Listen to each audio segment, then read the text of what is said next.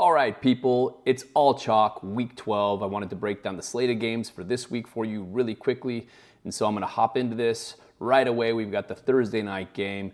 It's your Pittsburgh Steelers heading into Cleveland. It's Browns +4 at home against the Steelers. Now, this is the first place team in the AFC North going up against the last place team in the AFC North. You'd maybe expect the Steelers to be bigger favorites in this game, but with those AFC North matchups, anything's possible. They always seem to play each other pretty tough. Steelers coming off a big win against the Ravens last Sunday. The Browns got rolled by the Saints. The questions with the Steelers kind of come into play when you look at two of their losses. They lost to the Cowboys. We all know the story of the Cowboys this year. The dreaded Cowboy saga has been not too good. The Browns, meanwhile, you haven't seen much from them all year. They're in last place, and you kind of have to ask the question why they're not a bigger dog. I think it could be a trap game. Don't take my word for it. I haven't won all year.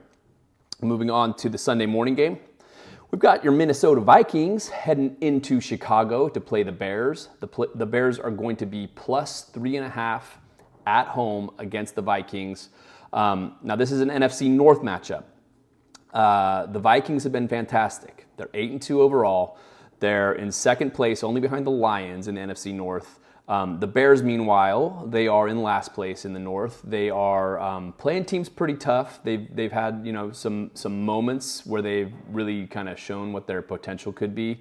Again, are we talking about a trap game where the 3.5 maybe doesn't seem like it's quite as big of a spread as you might expect when you're dealing with such a dominant team as the Vikings going up against the last place team like the Bears? You guys have to pick it accordingly, and don't get fooled. Las Vegas likes to sucker people into thinking a certain way, and then they like to laugh when it goes the other way and the public loses. So that's how they make their money. Are we going to be suckers? Are we going to follow the chalk here, or are we going to chase a dog? Let's find out.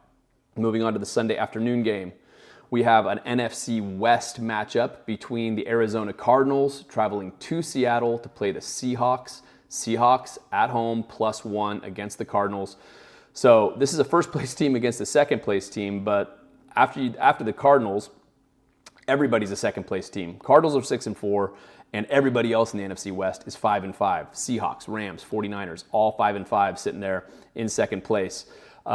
The Cardinals have played well, man. They've been a cool surprise this year. If you're a Cardinals fan, I'm a 49ers fan, so it hasn't been a great surprise for me to see the Niners struggling so mightily.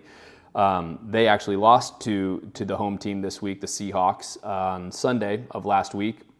And gave up a fourth quarter lead, as they're prone to do this year for some unknown reason. You have to kind of keep your eye on the weather report for this one, in my opinion. I'm looking out my window here. I'm in Northern California, and a lot of times when it's rainy here, and it's going to be raining here all week, you're going to get that same kind of weather pattern up in the Pacific Northwest. You got Lumen Field, you got the open roof. Is that going to affect the game? To whose advantage, right? Is Kyler Murray a mobile quarterback who needs to be able to scramble and not slip? Is he going to have trouble finding targets down the field? I don't know. Who does it advantage if it's a wet game? So think about that as you make this pick, and good luck to you. Moving to the Sunday evening game, we've got the Philadelphia Eagles, the mighty Eagles, going into Los Angeles to play the Rams. Rams are at home in this game, +3 against the Eagles. The Eagles are in first place in the NFC East. Rams, along with everybody else, are in second place in the NFC West. Eagles haven't been losing. They got Saquon Barkley. They've been crushing. They've been on a 6-game win streak. They beat the Commanders in relatively, commanding fashion last Thursday night, if you recall. It was Saquon Barkley late, just running it in. Saquon's been a difference maker, to be sure. Rams have played well. They've played maybe inconsistently, but they've played well, and certainly better since they've gotten a couple of their key targets back from injured reserve. Cooper Kupp, Puka Nacua, giving Stafford some targets. They've been a better team since then. So we'll see what happens with the Eagles and the Rams on Sunday Night Football. Final game of the week.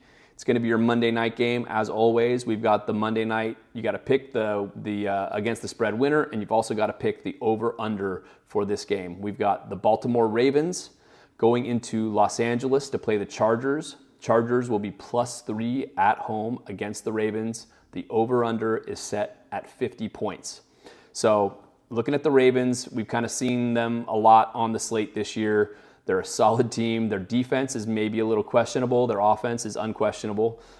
Chargers, same thing. If you look at the bottom bullet points here, you've got the 10th worst defense in the NFL in terms of points allowed per game, going up against the 11th worst team in the NFL with regards to points allowed per game. With that in mind, you get the 24.6, you add it with the 23.9, and you get right up there to that 50 threshold. And you got to start thinking about the over or the under in this game. I don't know. It's a close one, and both teams are capable of putting up some points. So it'll be interesting to see what happens on Monday night.